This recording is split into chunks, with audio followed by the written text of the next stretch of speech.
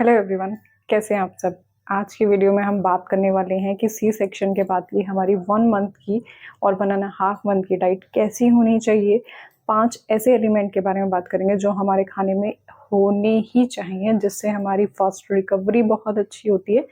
And second, हमारा जो breast feeding वाला फेज होता है उसमें भी वो सारी चीज़ें हेल्प करती हैं।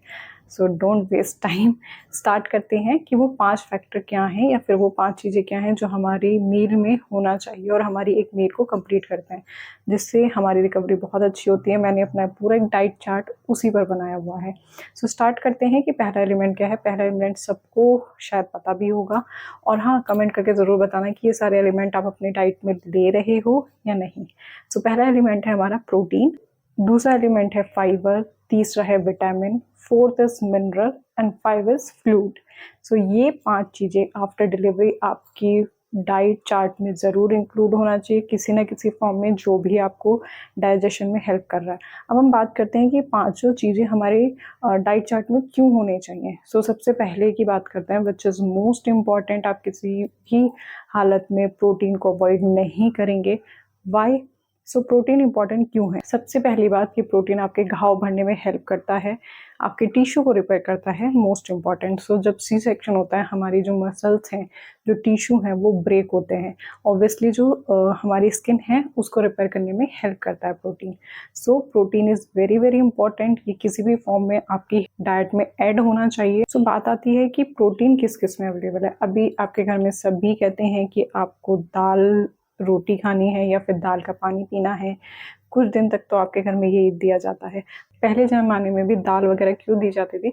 ऑब्वियसली देयर इज़ प्रोटीन, क्योंकि प्रोटीन बहुत अच्छी मात्रा में हमें दाल में मिल जाता है। क्योंकि जो वेजिटेरियन हैं उनके लिए ऑब्वियसली एक ही है कि आप दाल ले सकते हैं, आप राजमा या फिर छोले ले सकते हैं, लेकिन वो बहुत कम क्वांटिटी में, क्योंकि वो डाइजेस्ट होने में हेल्प नहीं करते हैं, उनको टाइम लगता है। और अभी आपका सी सेक्शन हुआ होता है तो आपकी डाइजेशन पावर कम हो जाती है, इसलिए आपको कहा जाता है कि आप थोड़ा सा लाइट मील लीजिए अपना, ताकि आपके डाइजेशन में हेल्प हो, आपको भारीपन फील ना हो जब आप चलें। आप सभी को पता है सी सेक्शन में हमारा जो यूट्रस है, कोई भी डिलीवरी हो, जब हमारा यूट्रस है वो सिकुड़ जाता है। तो हमें कभी कभी ऐसा फील होता होगा, आप सभी ने फील किया होगा, जिनका सी सेक्शन हुआ है या नॉर्मल डिलीवरी हुआ है उनका मुझे नहीं आइडिया, क्योंकि मेरा सी सेक्शन हुआ है। सो हमें कभी कभी जब हम राइट या लेफ्ट करवट लेते हैं तो एक बॉल सी फील होती है कि वो शायद इधर या उधर मूव हो रही है। सो वो हमारा यूट्रस होता है, उसको श्रिंक होने में टाइम लगता है, जिसकी वजह से हमारे और भी पार्ट्स बहुत दबे हुए होते हैं। सो इसलिए बोला जाता है कि हमें लाइट मील लेनी चाहिए। अभी दाल में आप कौन से प्रेफर करते हैं? सभी के घर में शायद मूंग दाल ही प्रेफर की जाती है। मूंग दाल क्यों प्रेफर करते हैं? क्योंकि ये हल्की होती है, मतलब बहुत लाइट वेट। लाइट वेट का मतलब ये नहीं है कि वो वेट में होती है, मतलब ये डाइजेस्ट जल्दी हो जाती है बाकी दाल के कंपैरिजन में। आप कोई भी और दाल ले सकते हैं, बट मूंग दाल प्रेफर की जाती है सभी के घर में। आई होप आपके घर में भी की जाती होगी। कमेंट में ज़रूर बताना कि आपने कितने दिन तक मूंग दाल किसी भी फॉर्म में ली हो। दूसरा, मिल्क आपको ज़रूर लेना है। मिल्क में आपको सब प्रोटीन का एक सोर्स, आप टीवी में एड्स देखते हैं, कहीं पे भी देखते हैं, मिल्क क्यों लिया जाता है? प्रोटीन है भर भर के।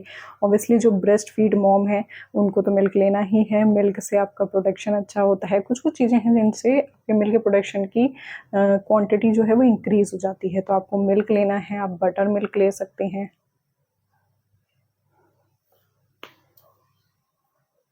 कर्ड ले सकते हैं, छाछ ले सकते हैं। सो ये सारी चीज़ें आप ले सकते हैं। नेक्स्ट, आप अगर एग खा सकते हैं, मतलब अगर आप अंडा खाते हैं तो आप अंडे को भी अपनी डाइट में इंक्लूड कर सकते हैं, उसमें भी प्रोटीन की मात्रा काफ़ी अच्छी होती है। आप पनीर को भी अपनी डाइट में इंक्लूड कर सकते हैं, मतलब जो भी दूध की फॉर्मूलेज हैं, मतलब दूध से जो भी चीज़ें बनती हैं, जैसे कर्ड हो गया, पनीर हो गया, आप इन सब चीज़ों को अपनी डाइट में ऐड कर सकते हैं।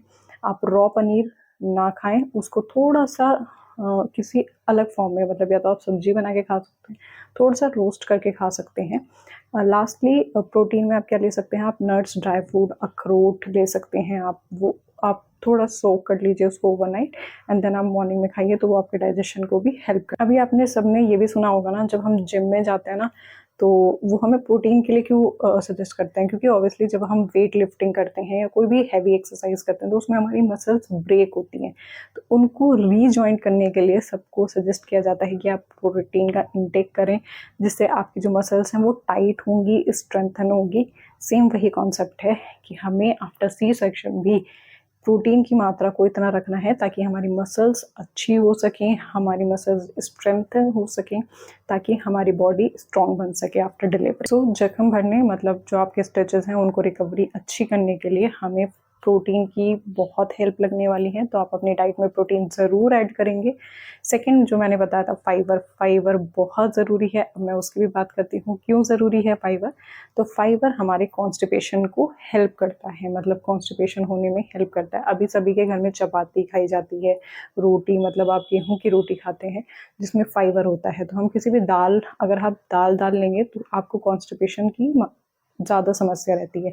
उसको अवॉइड करने के लिए हम अपनी डाइट में रोटी ऐड करते हैं, जिससे हमें फाइबर मिलता है और जो कॉन्स्टिपेशन है वो नहीं होता। सेम केस होता है आफ्टर डिलीवरी कि फाइबर की मात्रा आपको क्यों रखनी है, क्योंकि उससे आपको कॉन्स्टिपेशन नहीं होगा। अगर आपको कॉन्स्टिपेशन होता है तो आपके नीचे यूट्रस में प्रेशर लगेगा, जिससे स्टिचेस को पेन होगा। तो उसको अवॉइड करने के लिए आपको फाइबर लेना है। अब फाइबर में आप क्या क्या ले सकते हैं हम ये देख लेते हैं। तो फाइबर में सबसे बेस्ट है आप घर की गेहूं की रोटी खाइए। अब रोटी को आप किस फॉर्म में ले सकते हैं, जैसे मैंने बताया मूंग दाल के साथ आप उसको मिक्स करके ले सकते हैं, जो सॉफ्ट हो जाएगी। कुछ दिन 15-20 दिन आप ऐसे कर सकते हैं रोटी, क्योंकि सॉफ्ट हो जाएगी तो वो डाइजेस्ट अच्छे से होगी, फाइबर बनेगा आपकी बॉडी में, तो आपको कॉन्स्टिपेशन भी नहीं होगा। तो बेस्ट आप गेहूं के आटे की रोटी को अपनी डाइट में इंक्लूड करें एज पर योर डाइट। आप ओट्स भी इंक्लूड कर सकते हैं, क्योंकि ओट्स भी आपके आटे होल व्हीट ग्रेन का होता है। सो आप ओट्स अगर खाते हैं तो उसको दूध के साथ मिक्स कर सकते हैं, सो जिससे आपका प्रोटीन और फाइबर दोनों का इंटेक एक साथ हो सकता है। नेक्स्ट हम बात करते हैं कौन से फ्रूट हैं जिनमें हमें फाइबर मिल सकता है। So papaya is a great fibre source during your after pregnancy.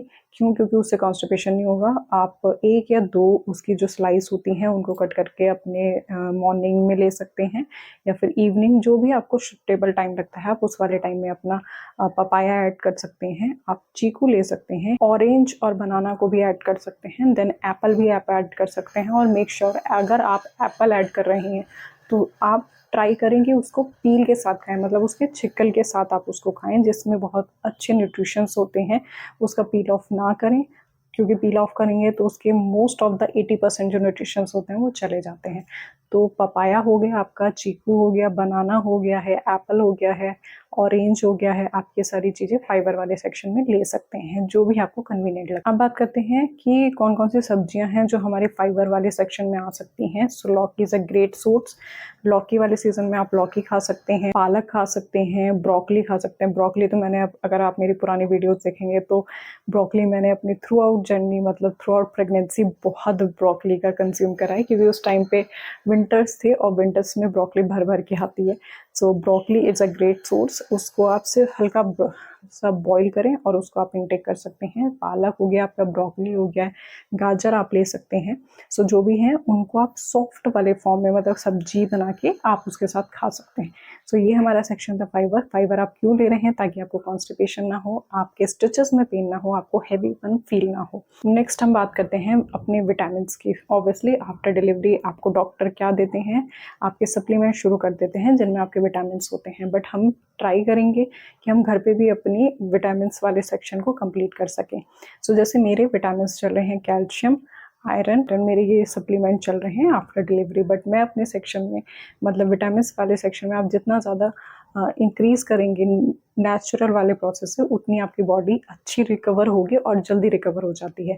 तो देखते हैं कि हमारे विटामिन वाले सेक्शन में हम क्या क्या ले सकते हैं। सो आयरन के लिए आप ले सकते हैं पालक। जैसे पालक फाइबर में भी आ रहा है, तो पालक हमारा दोनों में कॉमन हो गया। पालक खाएंगे तो आपको मल्टी न्यूट्रिशंस मिल जाएंगे। आप पालक खा सकते हैं। अगर आपको मीठे की क्रेविंग है तो आप गुड़ को ऐड कर सकते हैं अपने खाने में। आप ड्राई फ्रूट खा सकते हैं। ऑब्वियसली हमारे ड्राई फ्रूट के सेक्शन में थे प्रोटीन वाले, तो प्रोटीन और विटामिन आपको ड्राई फ्रूट में कॉमन हो गए, तो आप ड्राई फ्रूट अपने न्यूट्रिशंस में ज़रूर ऐड करेंगे। कैल्शियम के लिए जैसे हमने पहले भी देखा था कि हाँ, आप मिल्क ऐड कर सकते हैं, मिल्क से बना हुआ कोई भी फॉर्म ऐड कर सकते हैं, कर्ड ले सकते हैं आप, या फिर आप पनीर ले सकते हैं। सो आयरन और कैल्शियम आपको विटामिन वाले सेक्शन में ज़रूर लेना है। अभी हम दूध पीने के लिए सबब हमारे घर में क्यों कहते हैं, क्योंकि वो मल्टी विटामिन होता है। आपको उसमें प्रोटीन भी आ गया है, आपका उसका कैल्शियम भी आ गया है, मल्टी न्यूट्रिशंस जो होते हैं वो अपनी डाइट में आप ज़रूर ऐड करेंगे।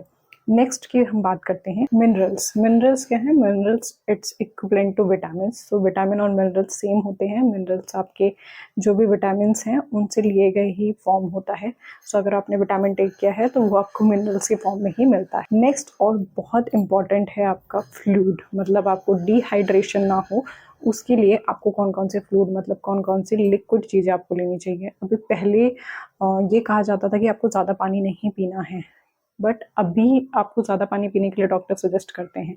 तो अभी डॉक्टर सजेस्ट क्यों करते हैं उसका रीज़न ये है, जितना ज़्यादा आप पानी पियोगे तो जो भी आपके अंदर जितने भी डैमेज हुई थी चीज़ें, जो टिश्यू रह गए हैं, जब आप ज़्यादा इनटेक करोगे तो वो जल्दी से आपकी बॉडी से वॉश आउट होंगे।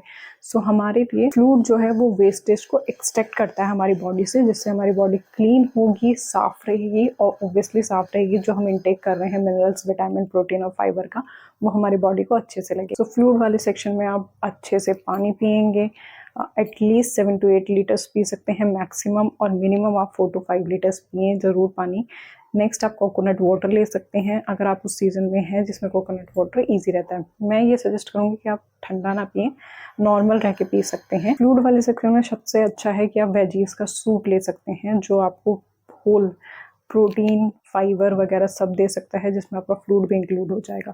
सो this is a complete whole your meal कि आपको आफ्टर डिलीवरी ये 5 चीज़ों वाली ऐसी चीज़ खानी है जो आपकी हेल्थ को और अच्छा करे और आपको स्ट्रेंथन बनाए।